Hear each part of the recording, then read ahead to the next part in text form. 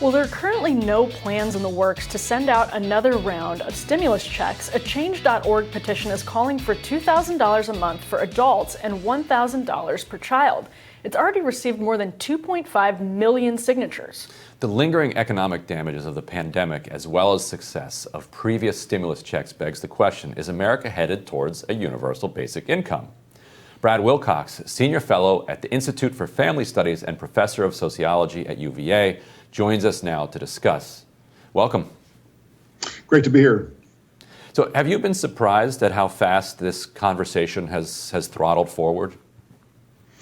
Yeah, I think there is a recognition today that a lot of families in particular are struggling to figure out how to, afford basic necessities, care for the kids, and deal with sort of the economic vicissitudes that we're seeing more and more in recent years. So I think there's a growing recognition, obviously on the left, but also kind of on the populist right, to sort of rethink how we go about supporting families today in America.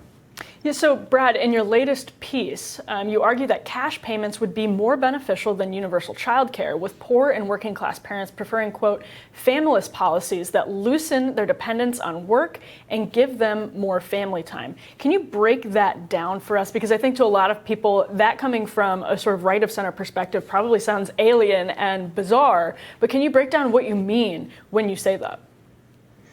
Yeah, Emily, I think it's important to recognize that for, probably about 40 years almost, we've had Republicans basically talking about the importance of family, but doing very little in practice to advance practical family policies that make it easier for ordinary families to afford family life. So it's been kind of, sort of talk about tax cuts on the one hand, and then on the other hand, to sort of talk about family values.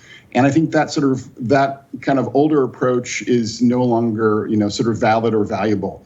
And so what I've been talking about in my writing and speaking is sort of the importance of giving families the resources that they need to make the choices they would like when it comes to raising their own kids. I think what Republicans, what conservatives need to understand and appreciate is if they do nothing, as if they just offer ordinary families, more tax cuts, so to speak.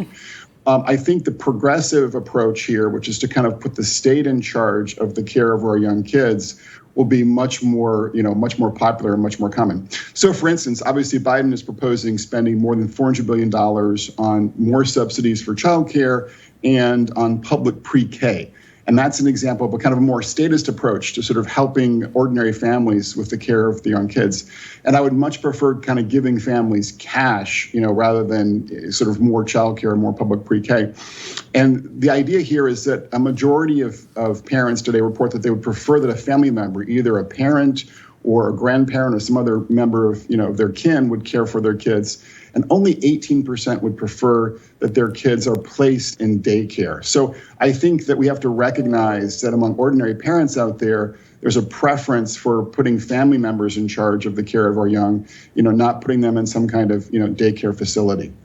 And Brad, let me give you the take from the left that is often, somewhere between skeptical and cynical of proposals like this that come from the right. And basically the argument is this would be great if the right was serious about it, but it's actually only arising as a way to try to, pull some of the steam or some of the air out of a rising kind of left-wing agenda. That the fact that Biden is kind of pushing the family policy here is the thing that then gives oxygen on the right to the UBI, and that if that dissipates on the left, then you're going to see people back off on the right as well. Do you think that there's a genuine commitment on the right to seeing this happen?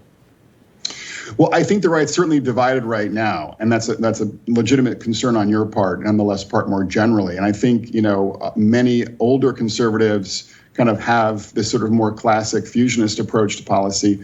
They don't want the government to get strongly involved in family policies. But among, I think, many younger conservatives, many younger Republicans, there is a sincere interest in coming up with new measures, new policies that would give practical assistance to ordinary families, across the country. So there's kind of a generational piece here as well. And it may take some time for us to kind of see this more populist conservative approach to family policy come to the fore on the right. But I think it's also important for us to recognize and appreciate, again, that when we kind of look at sort of the preferences, the ideals of ordinary parents, I'd encourage the left just to kind of, look at the data here. And the data tells us, I think, really two things. One is that most parents would prefer to have some kind of, family arrangement as their preferred strategy. And the other thing that's sort of, I think, unappreciated is that we have, data out of places like Quebec, for instance, from John Gruber at MIT, obviously no conservative, and his research finds that kids exposed to kind of the daycare regime in Quebec, compared to their peers in other parts of Canada, had, quote, worse health, lower life satisfaction, and higher crime rates later in life. And so there's a kind of a body of research that's not really discussed on the left, or really kind of addressed on the left in any kind of major way, that tells us that for many ordinary kids, especially infants, spending a lot of time in non-parental care is a risk for social and emotional problems. And so kind of given that reality, given that most parents would prefer to care for their own kids or have a family member care for their own kids, can we kind of really, I think, prioritize things like cash payments above and beyond, subsidizing childcare and putting more of our kids in some kind of institutional setting? Right, and that asks sort of the feminist left to grapple with some of the realities that come out of this data, and especially when you poll women and families on their preferences, that's a difficult conversation to have. We had this conversation actually last week, and Brad, you helped me with the radar that I wrote on single parenthood. It's a similar sort of conflict and dynamic on the left. I think the answer to Ryan's question before we wrap is simply in the conflict itself on the right, and I'll ask you just to sort of give us a flavor of what that looks like, Brad, because the fact that I think the young, maybe populist right is serious about a lot of the proposals that you talk about is what actually has inflamed, I think, tensions with some of the older right and with some of the free market fundamentalism. Can you talk just a little bit about that dynamic and sort of the backlash or the opposition that you've encountered just on the right itself when having some of these conversations? Yeah, I mean, I think there is a legitimate concern on the right for recognizing, appreciating that families should have some kind of connection to work. And this is where, Scott Winship, my colleague at AEI, and, Senators Rubio and Lee have articulated their concerns with, for instance, Senator Romney's new plan. And I get and appreciate that. But I think we also have to kind of recognize that, and I think, unfortunately, politicians like, for instance, Nikki Haley don't recognize that there are many ordinary families out there today who are really struggling to kind of find the resources to afford a home, an apartment, care for their kids, raise their kids.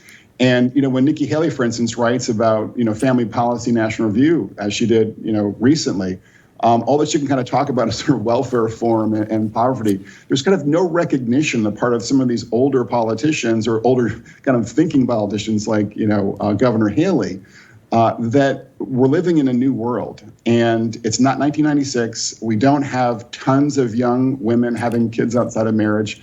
We've seen actually single parenthood come down recently in the U.S. We've seen fertility come way down. We're having a problem in this country with family formation. And I think it's important for the Republican Party, for conservatives more generally, to think about new strategies and new policies that will make having kids, raising a family, more affordable and more attractive. That's where we've got to move. And we've got a bunch of Republican dinosaurs out there who haven't really made the move to kind of get to where we're at today when it comes to our family situation, which is record low marriage rates, record low fertility rates. And that's, I think, our two biggest challenges. Yeah, Brad, I think you put your finger on a contradiction on the right that is kind of staring a lot of Republicans in the face, and hopefully they will be able to overcome that. I remember, I think it was during the 2012 presidential campaign, a Democratic strategist, Hillary Rosen, attacked Mitt Romney's wife, said she, quote, never worked a day in her life. And Republicans absolutely lost their minds and said, how dare you say that being a stay-at-home mother is not work. And everybody, she apologized, everybody apologized. Across the culture, everybody agreed. A Democratic member of Congress then introduced a bill that said, oh, Republicans, you think that's work? Well, when we reformed welfare, you insisted that these poor mothers do work-like activities, that you go to these kind of demeaning and humiliating projects in order to get your minimal sustenance from the federal government. Since you're now saying that stay-at-home motherhood is work, then why doesn't that qualify as, quote, work-like requirements under TANF? And there just simply is no answer to that question if you're coming at it from Romney's perspective, and good for Romney for now being on the right side of this. Brad, have you seen a shift, a significant enough shift since then? Or why is it that people like Nikki Haley can on the one hand say, like, no, caregiving is work, and on the other hand say that, well, no, we can't just give cash benefits to people without requiring them to do work, but no, this does not count as work? That's maybe the most interesting question of this entire debate. Yeah, well, I think the challenge here is to sort of understand that having households where there is no member of the household in the labor force, I think, does raise unique kinds of challenges in terms of not giving kids, a window into a world where at least one of their parents is in the paid labor force. So, I think, and frankly, my own sort of ambivalence about this issue is to sort of understand and appreciate, on the one hand, that yes, being a parent, being at home is a great deal of work, a great deal of responsibility. And at the same time, we don't want to create a, kind of a culture and a policy regime where we are sort of systematically encouraging a set of families and a set of households to be, distanced, to be separated from the workforce for long periods of time, not to mention, for the duration of a child's life. And that's why I think kind of Romney's approach, where you're kind of giving families, a reasonable amount of money every month, but not kind of entirely replacing sort of the paycheck that you'd want at least one parent to bring into the household, is a kind of middle way here that I find attractive. And so my concern with the left is they don't kind of appreciate that, although work is not this, for lower income families is not the sort of is the only thing we should be thinking about. I think we should also be sort of recognizing that having some connection to the workforce for our families is valuable, both for adults and for kids. And so, again, it's a kind of via media where you give families more support, but you also try to figure out ways to maximize the share of parents or the share of families that have at least one worker force as they're raising the next generation. Yeah, Brad, thank you so much. It is amazing to see how so much of the realignment politics are percolating in this debate in and of itself. So we really appreciate your time this morning. Thanks for having me on today. I appreciate it. Yeah, Brad Wilcox, make sure you give him a follow. He does really, really interesting work. You can follow the Institute for Family Studies as well. Next on Rising, Matt Stoller discusses Biden's executive orders targeting monopolies when we return.